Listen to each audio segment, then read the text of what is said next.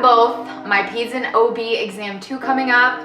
Bless my soul. Hey everyone, my name is Kristen and welcome to my YouTube channel. I am currently in my 3rd semester of nursing school and I figured today would be a great day to go ahead and film a study with me video. I've been waiting so long to go ahead and film one of these videos and I just decided to go ahead and sit down and film it. I will also be going over how I make my PEDS study guides just because I am doing study guides on my computer this semester. So I figured this would also be a great video to go ahead and just quickly walk you through what I'm doing and how I'm creating my study guides. So if you're interested, just go ahead and keep watching.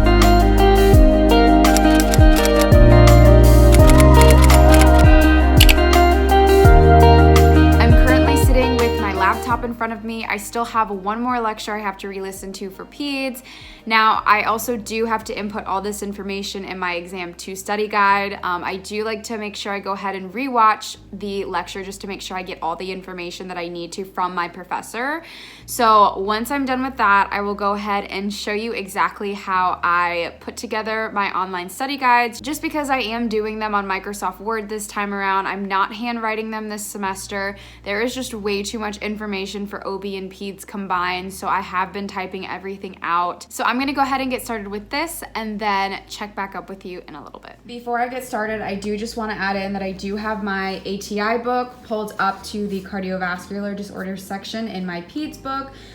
Normally I don't really dive so much into the textbook. I mainly just use my ATI book as a supplement instead of the actual textbook itself. And this textbook this semester doesn't really have any practice questions at all. So mainly what I've been doing is just using my professor's lecture and then the PowerPoint as well. And that has been super helpful for me. So that's kind of what I do for PEDS this semester. But I do have these pulled up. Now, like I said, I do have just one more lecture that I have to listen to. Now, this one's about 23 minutes, and normally I re-listen to the lectures on 2 times speed, so I'll probably take half that time, maybe a little bit longer if I have to stop in between and have to take some notes and have to rewind. Sometimes it can take a little bit longer than just half the time, but I'm gonna go ahead and do this, and once I am done, I will go ahead and input all the material that I have in this PowerPoint right here into my exam 2 study guide for PEDS, just so I have all that information all in one place. And then I will kind of show you how I organize my online study guides as well as how I use them as a study aid.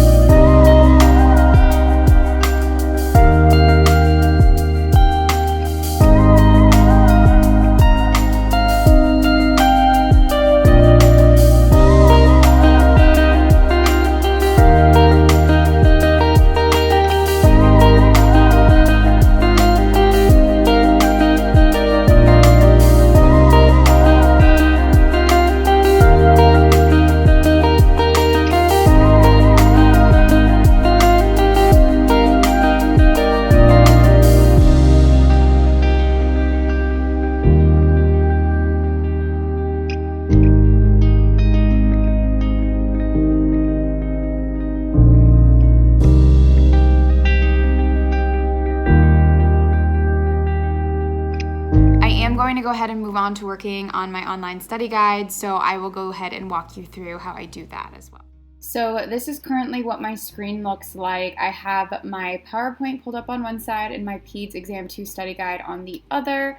Now, when it comes to PEDS, my professor definitely loves to use pictures, charts, graphs, let me tell you, and I wasn't really able to do all of these by hand, and I kind of like the way my professor went ahead and presented the material, so I kept it in the same format of how it mainly is in the PowerPoint. And because of this, like I said, I wasn't really able to do it by hand, so that's why I did decide to go ahead and do it in an outline form on Microsoft Word. So I do just want to say, with every new heading, like this gray line right here, anything that's highlighted in gray is actually a brand new PowerPoint. So I like to keep things very simple, not too much color. And I know that every time I go through, for example, this is one PowerPoint, and if I scroll down, I'll eventually hit right there the next PowerPoint. So the way that I go ahead and I set up my study guide is every new subtopic tends to go ahead and be a new slide. Now, I do like the way my professors actually set up their PowerPoints. It's very chronological and it's very linear, so it kind of builds up into the material that I need to know. I love the way it's presented this semester, so I mainly just kept it exactly how my professors set up the PowerPoints, but I like to go ahead and study from an outline versus PowerPoints, just because if I have extra information that I want to go ahead and add underneath, I can go ahead and add it near the section I want to instead of just putting it in this notes section down here.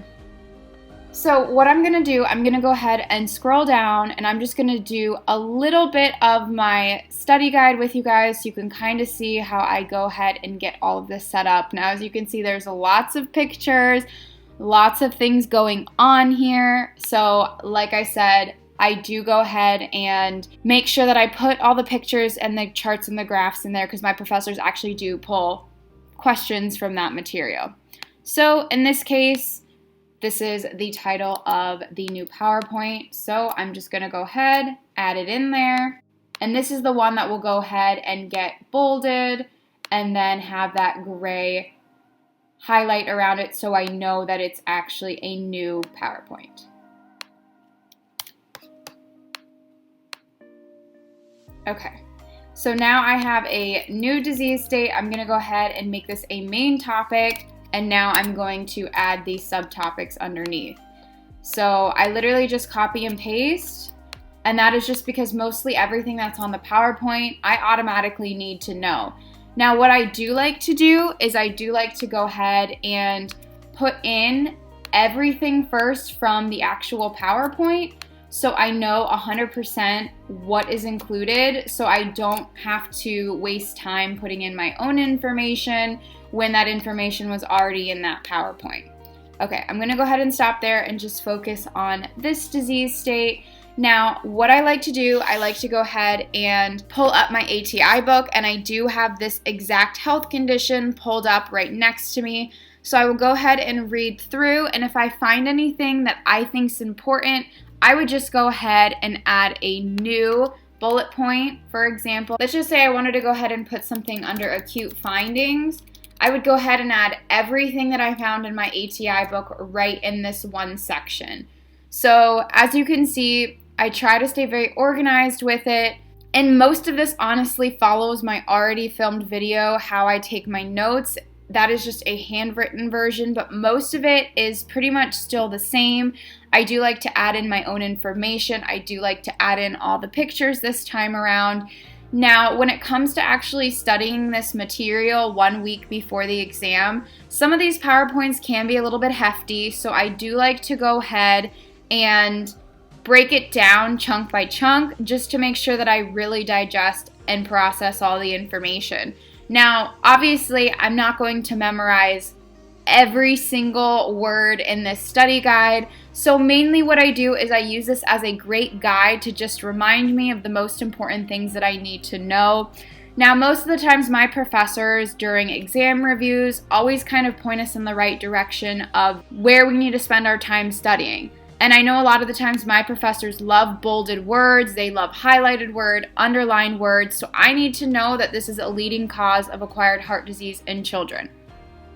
I already know that because I already know how my professors are.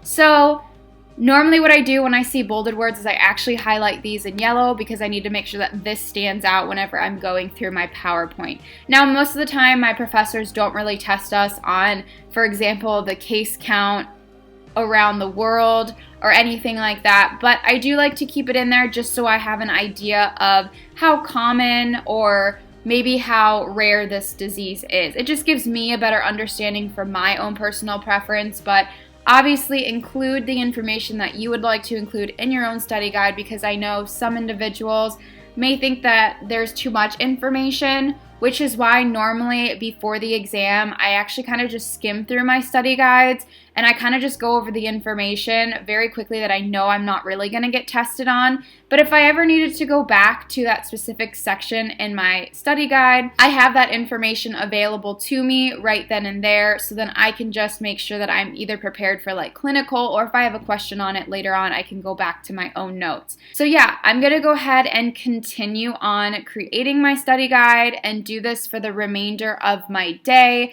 Normally, my study guides end up coming out to be anywhere from like 20 to like 30 pages. Sometimes it could be a little bit more if there is a lot more information. Like I know my OB one was a little bit longer than that.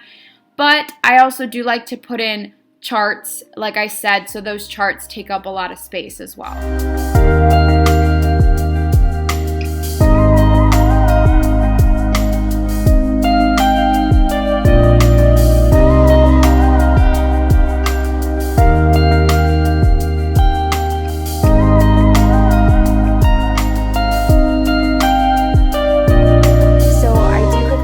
I know I mentioned earlier that I try to finish my study guides 1 week before, so you're probably thinking, what do I do during the week before the exam?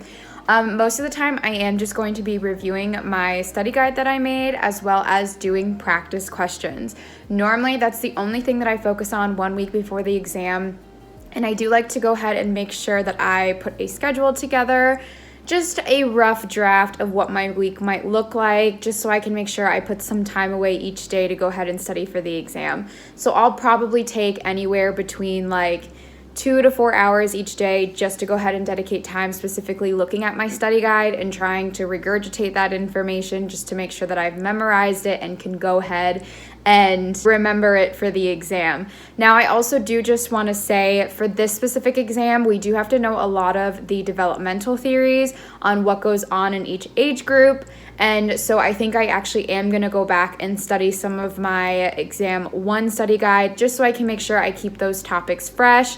So I will be going back and forth between my exam 1 study guide and exam 2 study guide. But I quickly just wanted to mention that because that is mainly what my week looks like before the exam, and I will be doing a future video on what I do the night before or the day before the exam, and you'll get to see kind of my preparation right before the exam. And by this point I would have already done many practice questions, and I mainly just focus on things that I still don't really understand, or I'll pull up YouTube videos or anything like that just so I can have some clarifications on topics that I may still be confused on. Last minute, I do just want to say I adapted a new technique that I actually just talked about in my Med-Surg success video on what I did right before the exam, and I will go ahead and link that video right here in case you want a little bit more in depth about it. But I do just go ahead and take a blank sheet of paper, so just a plain sheet of paper, and I try my best to go ahead and fill up that whole sheet of paper with everything I know about one topic. So sometimes I'll pick a PowerPoint, or sometimes I'll go ahead and I will pick an actual disease state or condition. Sometimes I'll pick like a concept. It honestly just depends on what I'm studying. I will actually go ahead and fill that whole entire sheet of paper to see what I committed to memory and what I didn't commit to memory. And it just gives me a good reminder of things that I need to continue to focus on. Or the other thing is it actually shows me what I do remember, which sometimes you'd be surprised how much you do remember just by looking over these study guides. Now, my professors don't provide us with any kind of study guide or anything like that, and I always feel like they say everything's fair game. So that's why I always put as much as I can in my study guides. But sometimes I don't need all that material. It's mainly for me in understanding the concepts. Sometimes I take a little bit longer than most people to really grasp or understand a concept. So that is why I think this is a great tip. If you don't want to put all this information into your study guides, just go ahead and try it, see what you can remember. I think it's a great technique and tip to go ahead and do. It has actually really helped me improve my grade, especially in Med-Surg, because then I knew exactly what to focus on right before the exam. So go ahead, give it a try, and if you like it, of course, let me know down in the comment section below. Well, that is all that I have for you in today's video. If you liked the video, please go ahead and give it a thumbs up, and of course, don't forget to subscribe.